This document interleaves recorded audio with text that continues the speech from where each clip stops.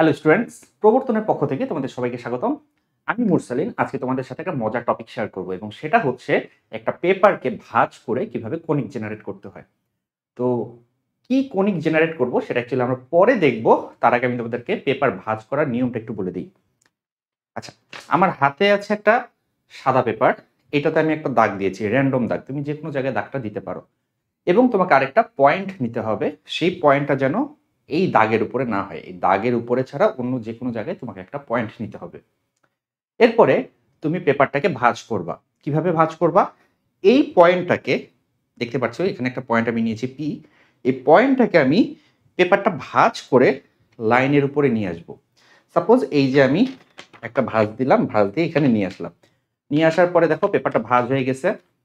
আমি পেপারটাকে ভাঁজ করে দিলাম, ঠিক আছে? তো এখানে একটা ভাঁজ পড়ছে। তোমরা করবা কি, কলম দিয়ে এই ভাঁজের উপরে একটা দাগ টেনে দিবা। সিমিলারলি দেখো, আমি ভাঁজ করে যে কোনো জায়গায় দিতে পারতাম, তাই না? আমি কিন্তু একটা জায়গায় দিয়েছি। চাইলে কিন্তু এরকম অসংখ্য পসিবিলিটিস আছে। তুমি চাইলে পয়েন্টটাকে যে কোনো জায়গায় দিতে পারো। তো এভাবে তুমি ভাঁজ করে অন্য একটা জায়গায় নাও, নিয়ে তুমি আরেকটা ভাঁজ দাও।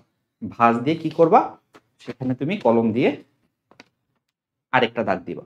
তো তুমি বুঝতে পারতেছো যে তুমি চাইলে এইভাবে অসংখ্যবার পেপারটা ভাঁজ করতে পারবা এবং অসংখ্যবার দাগ দিতে পারবা।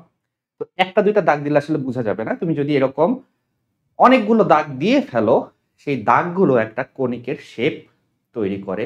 সেই কণিকটা কি? তো অ্যাকচুয়ালি এটা আসলে হাতে এঁকে দেখানোটা একটু টাফ। সো আমি তোমাদের জন্য আগে থেকেই একটু রেডি করে রেখেছি। দেখো, সাপোজ এই যে এখানে যে গ্রিন কালারের পেপারটা তুমি দেখতে পাচ্ছ,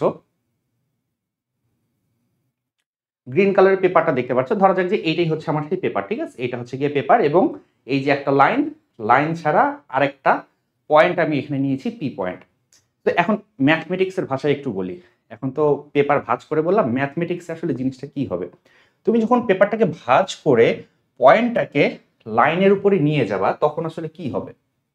সাপোজ পয়েন্টটাকে ভাঁজ করে যখন তুমি লাইনের উপরে নিয়ে যাবা, তখন আরেকটা পয়েন্ট তৈরি হবে। ধরা যাক সেই পয়েন্টটা হচ্ছে পি প্রাইম, ঠিক আছে? তো বেসিক্যালি যেটা হবে, তুমি যদি পি এবং পি প্রাইম সংযোগ করে দাও এবং সংযোগ করার পরে তাদের যদি পারপেন্ডিকুলার বাইসেক্টর আঁকো, অর্থাৎ এই সমদ্বিখণ্ডকটার লম্ব সমদ্বিখণ্ডক আঁকো। যদি লম্ব সমদ্বিখণ্ডক আঁকো, তাহলে তুমি যে পেপারটা ভাঁজ করছো না, ভাঁজ বরাবর যে লাইনটা পড়বে, সেই লাইনটা কিন্তু এই দুইটা সংযোজক সরলরেখার লম্ব সমদ্বিখণ্ডক। ব্যাপারটা কি বুঝতে পারছো? আরেকবার বলি, মানে আমি যখন পেপার ভাঁজ করি, ভাঁজ করার ফলে আমার এইখানে যে ভাঁজটা পড়ে, সেই ভাঁজটা হবে পি এবং পি প্রাইমের সংযোজক সরলরেখার লম্ব সমদ্বিখণ্ডক এবং এই সমদ্বিখণ্ডকের রেসপেক্টে পি এর ইমেজ হচ্ছে পি প্রাইম বা পি প্রাইমের ইমেজ হবে পি। হোয়াটএভার, আমি তোমাদেরকে লম্ব সমদ্বিখণ্ডকটাও একটু এঁকে দেখাই। এই, ঠিক আছে? এখন আমি বলছিলাম কি, মনে করা যাক যে পিটাকে ভাঁজ করে এখানে নিয়ে আসছিলাম, সো এই লাইনটা পাইছিলাম।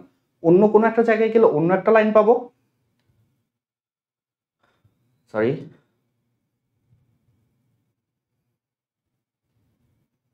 দেখো, সাপোজ আমি যখন অন্য কোনো একটা জায়গায় যাব, এরকম আরেকটা লাইন পাবো। পিটাকে ভাঁজ করে যদি এই পজিশনে নিয়ে আসি, তাহলে আমি এরকম একটা লাইন পাবো। মানে এইভাবে তো তুমি অনেকগুলা লাইন পাবা। তো এইভাবে তুমি যদি অনেকগুলা লাইন পাও, আমরা বলছিলাম কি এই অনেকগুলা লাইন কি করবে, একটা কণিকের শেপ তৈরি করবে এবং সেই কণিকটা কি হবে সেটাই অ্যাকচুয়ালি কোয়েশ্চেন। তো দেখো, আমরা অ্যাকচুয়ালি এটার একটু ট্রেস দেখি। ট্রেস দেখলে আমরা বুঝতে পারবো যে কণিকটা কীরকম হবে। যখন আমি এটাকে মুভ করছি, দেখো এগুলো হচ্ছে সেই collection of lines, collection of lines. তোমরা বুঝতেই পারতেছো যে শেপটা আসলে দেখতে কীরকম হবে।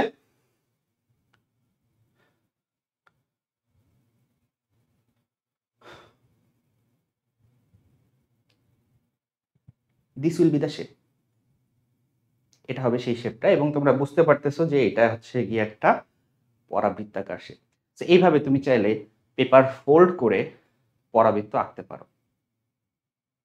প্রশ্ন হচ্ছে, এটা পরাবৃত্ত কেন হবে? তোমরা কি কেউ বলতে পারবা যে এটা পরাবৃত্ত কেন হবে? পরাবৃত্তের তো একটা নির্দিষ্ট প্রপার্টি আছে, তাই না? নির্দিষ্ট প্রপার্টি আছে। পরাবৃত্ত কি করে বলো তো? পরাবৃত্তের উপরস্থ যে কোনো বিন্দু দ্বিকাক্ষ থেকে এবং উপকেন্দ্র থেকে সমদূরবর্তী হয়। সো তুমি কি বলতে পারবা যে এখানে উপকেন্দ্র কোনটা?